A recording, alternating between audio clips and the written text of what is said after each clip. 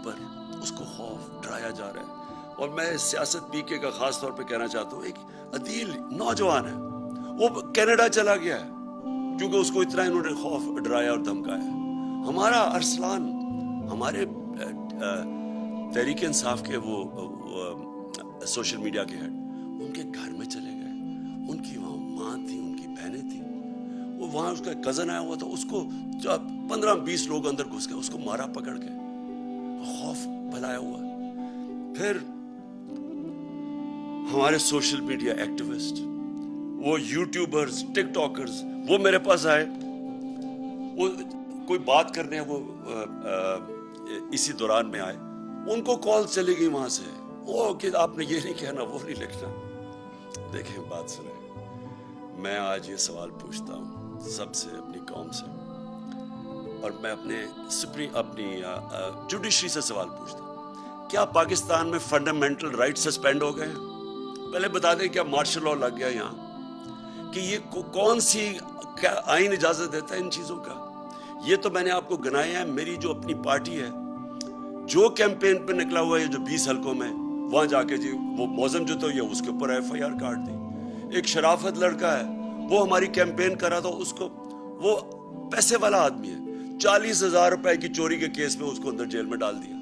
وہ وہاں سے نکلا, پھر اس کو جیل میں پکڑ کے ڈال دیا جب وہ اس میں ایک کیس میں فارغ ہوا. یعنی یہ کیا کوشش ہو رہی ہے؟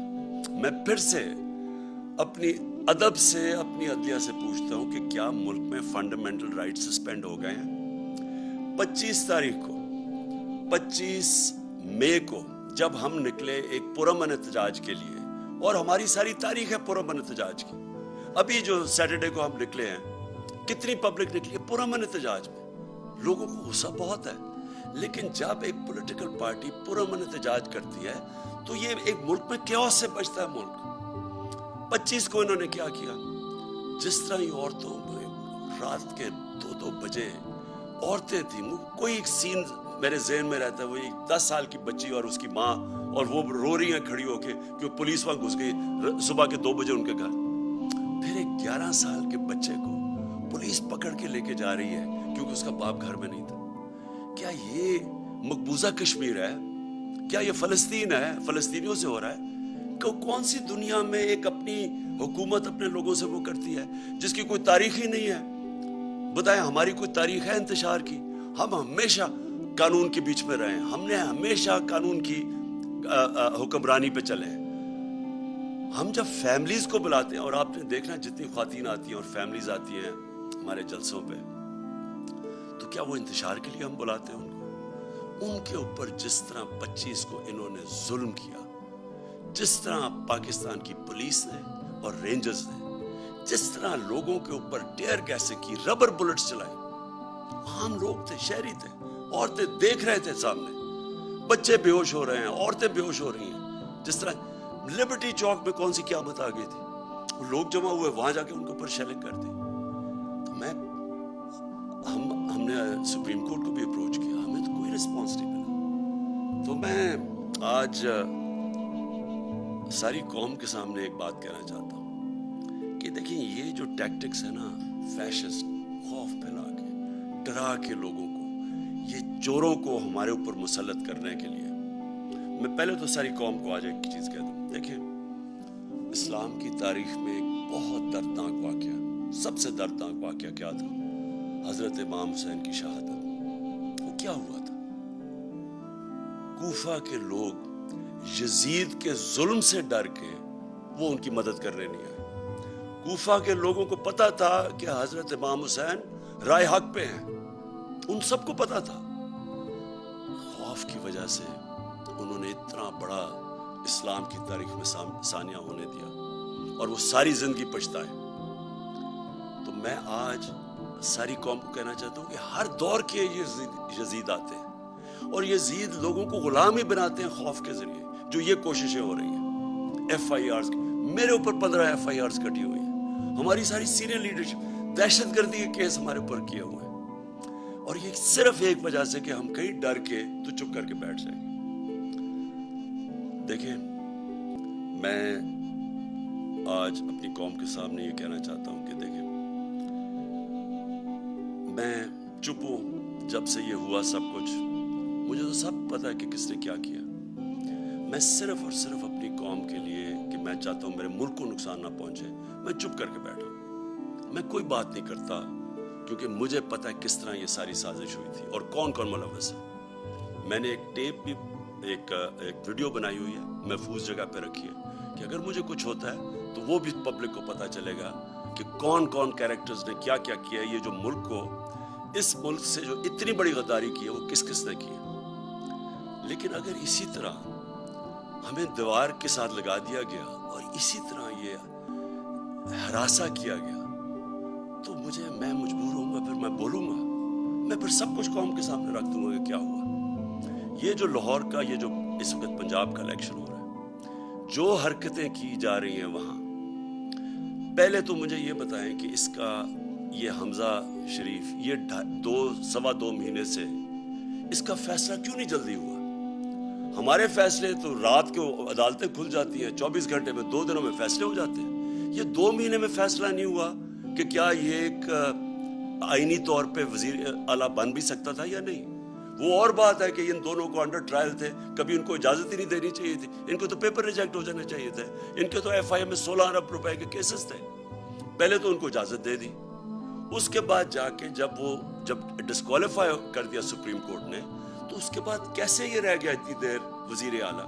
और वहां वजीर आला नहीं, जिस तरह ये पुलिस का इस्तेमाल कर रहा है, जो ये हरासा कर रहा है, जो जरा पंजाब के अंदर इस वक्त जो बाई इलेक्शन में जो हर जगह से आवाजें आ रही हैं कि पूरी तरह इंतजामिया मुलव्वस है इनको इलेक्शन जिताने के लिए। इलेक्शन कमीशन, क्या ये तरीका है कि इलेक्शन कमीशन को साथ मिला लें, एडमिनिस्ट्रेशन को साथ मिला लें?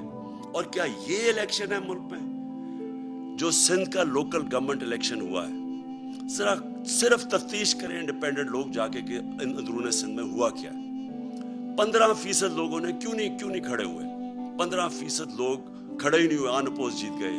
पता तो चलवाएंगे कैसे पुलिस का इस्तेमाल, कितनों के ऊपर FIRs कटवाए, कैसे दहशत फैलाई वहां। तो ये तो कोई जमहूरियत नहीं है, ये तो एक बिल्कुल ही फैशिज्म की तरफ जा रहे हैं कि पहले आप गलती करते हैं, एक साजिश के अंदर शिरकत करते हैं एक बैरून मुल्क की, फिर चोरों को ऊपर बैठा देते हैं, वो मुल्क को तबाह कर देते हैं, माइशत का और माइशत नीचे और महंगाई ऊपर, और फिर उनको ऊपर मुसल्लत करने के लिए सारे इदारे तबाह करते हैं, मुल्क के सारे डेमोक्रेटिक इंस्टीट्यूशंस तबाह करते हैं, इलेक्शन कमीशन को, इंतजामिया को, इनको सारों को इस्तेमाल करते हैं इनको पावर में रखने के लिए। मेरी दरख्वास्त है अपने सारे मुल्क के इदारों को, अपनी कौम को, कि ये एक फैसला कुन वक्त है।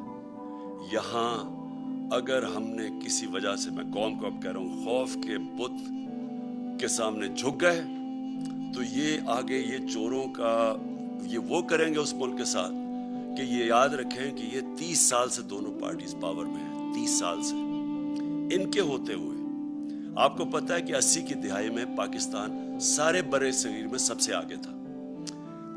90 की दिहाई में जब से ही आए हैं, हमारे हिंदुस्तान भी आगे निकल गया, बांग्लादेश भी हमारे से आगे निकल गया। हम तो पाकिस्तान के साथ बड़े, कोई तस्वर ही नहीं कर सकता था कि बांग्लादेश पाकिस्तान से आगे निकल सकता है। मैंने वहां जाके मैचेस खेले हुए हैं 80 की दिहाई में, कोई सोच भी नहीं सकता था। आज बांग्लादेश भी आगे निकल, ये इन दोनों की खानदानों की वजह से, जिनको वापस मुसल्लत किया गया।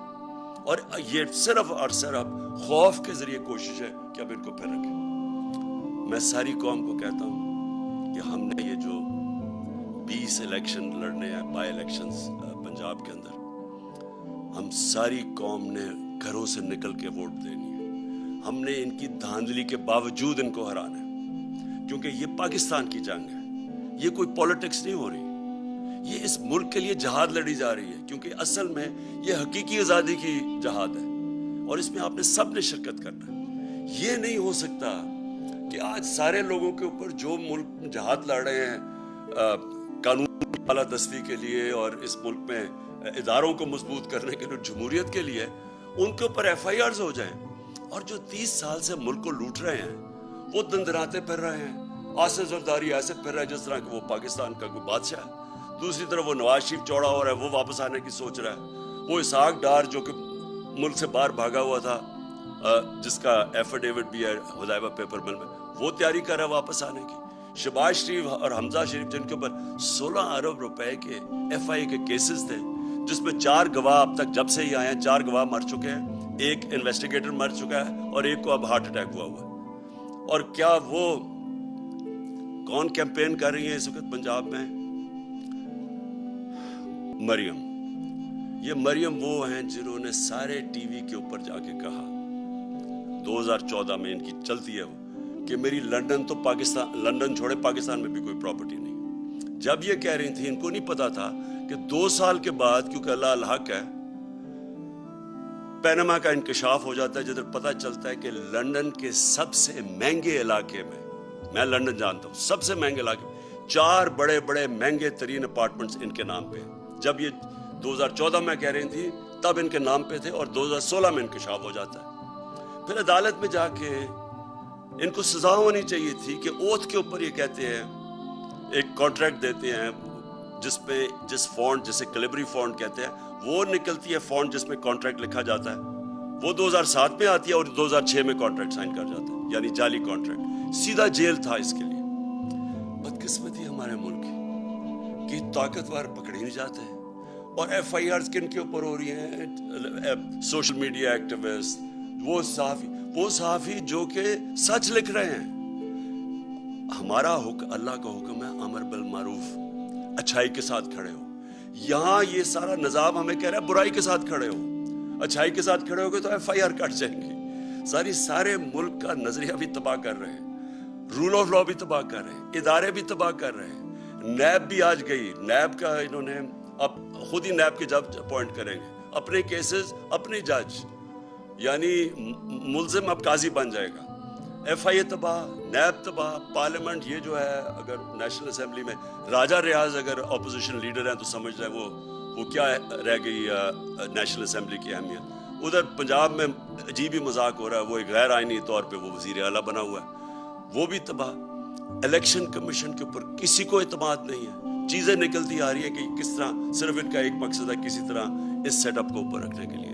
तो इसलिए मैं अपनी आज सारी कौम को कहता हूँ कि हमें अब खड़ा होना पड़ेगा। हमें ये सारी जो फैशिस्ट टैक्टिक्स, खौफ के जरिए हमें डरा धमका के ये तस्लीम करवा रहे हैं, हमने सब ने इसके खिलाफ खड़ा होना है। और सबसे पहले हमने ये जो 20 बाई इलेक्शंस हैं पंजाब में, इंशाअल्लाह उनके अंदर हमने इनको धांधली के बावजूद शिकस्त दे के, और इंशाअल्लाह उसके बाद हमारा जो एक ही तरीका पाकिस्तान को इस मुश्किल वक्त से निकालने का, वो है साफ और शफाफ इलेक्शंस। पाकिस्तान पाइंदाबाद।